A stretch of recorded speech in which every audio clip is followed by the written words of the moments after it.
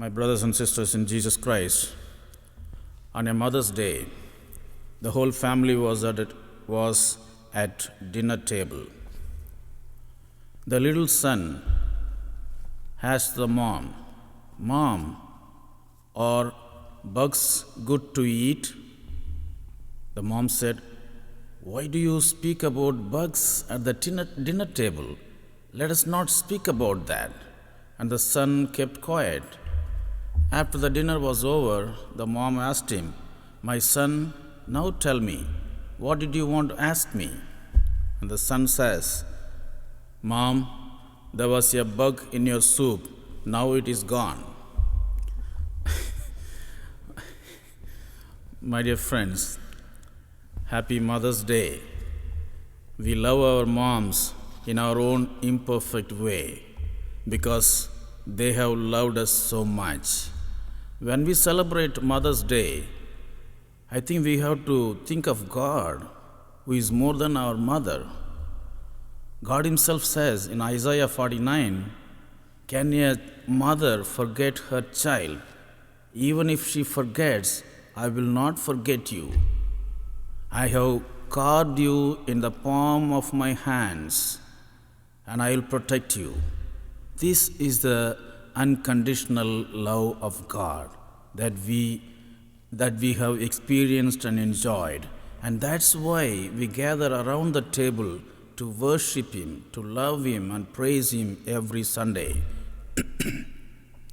We do it through the celebration of the Word of God, celebration of the Eucharist.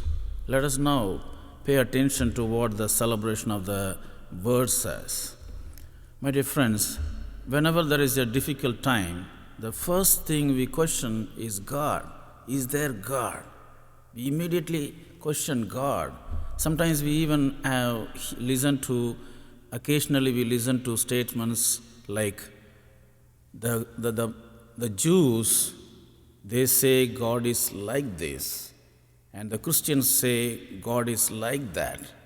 Muslims say God is something else, and the Buddhist would say God is something different still. And who has the clear picture of God? There is a question. And when we talk about that, I'm reminded of John Sachs. John Sachs is an American poet who is well known for his retelling of the Indian parable called The Blind Man and the Elephant. So it's a poem about 5 blind men standing around an elephant and wondering what it looks like. So the first blind man touches the side of the elephant and says, "Elephant is like a wall." And the second blind man feels the tusk of the elephant and says, "Elephant is like a sword." And the third one feels the trunk of the elephant and he says, "It is like a huge snake." The fourth one feels the ear of the elephant and says, "It is like a huge fan." And finally, the fifth blind man feels the tail of the elephant and he says, "Elephant is like a long robe." Now, my dear friends, which of them has the clear picture of the elephant? What would be the right answer? Perhaps the right answer would be all of them are correct. Of course, each one from his own viewpoint. So how can they come to a clear picture of an elephant unless they dialogue with each other, unless they talk to each other, unless they share their insight with each other? It is the same way with religion also. Unless we dialogue with each other, how can we get the clear picture of God? Perhaps this is the reason the Vatican documents say there are some seeds of truth in other religions too. And that's why we are called to respect the religious feelings of other people. This is being the case, there is again another question. Why Christians claim to have the fullness of faith? Why on earth Christians would claim to have clearer or closer picture of God, closer knowledge of God? Why would they claim? The answer to this question actually depends on Jesus Christ himself. If you read the Gospel of John, Jesus makes some amazing claims in the Gospel of John. And the scholars call them as the I am statements of Jesus Christ.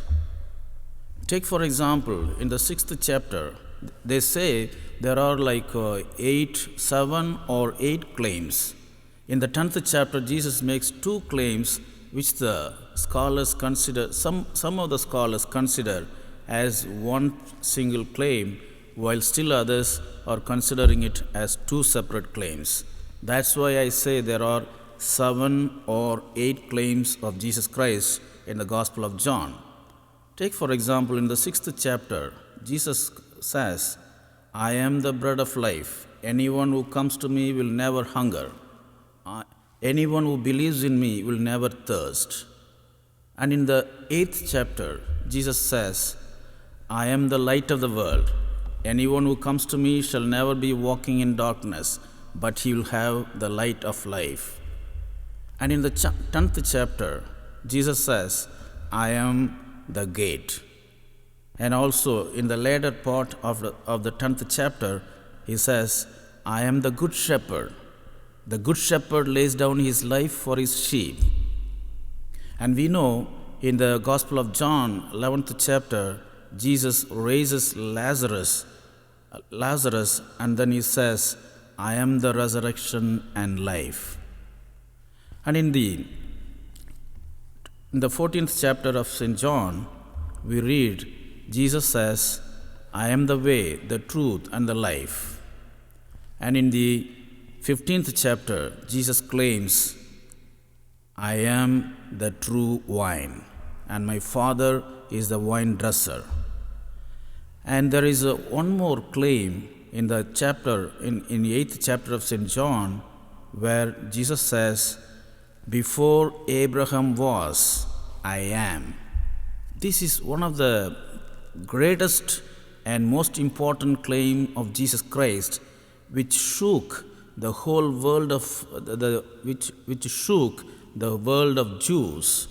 And in fact, they brought this as an accusation before Pilate at the time of crucifixion. They could not believe in this because Jesus here practically and literally claims identity with God, and he says, I am in eternal existence. Who can be in eternal existence except God? Only God can eternally exist. He has no beginning, he has no end. And that's why he identified himself with God. And that was an accusation by the Jews at the time of crucifixion. My dear friends, in the Gospel of Matthew, 16th chapter, if you read, Jesus asks them an important question. What is the question? Who do people say that I am? And we know the apostles are answering Jesus Christ, saying, some people say that you are John the Baptist. Some others are saying that you are Elijah. Still others are saying you are Jeremiah or one of the prophets. And Jesus says, I do not care what the other people are saying. Tell me what you are believing, what you are saying about me. Who do you say that I am? That is more important to me. And we know Peter stood up and said, you are the Son of God, the Messiah. You are the Christ. That is the most important revelation given to the human race. My dear friends, Jesus Christ is the Son of God. Jesus Christ is truly the Son of God who entered this world and taught us about the Heavenly Father. Jesus Christ, during the gospel times, lived in a flesh and blood body like our own. That is the greatest fact that we celebrate every time we gather around the table. And that is why the Christians have the fullness of faith.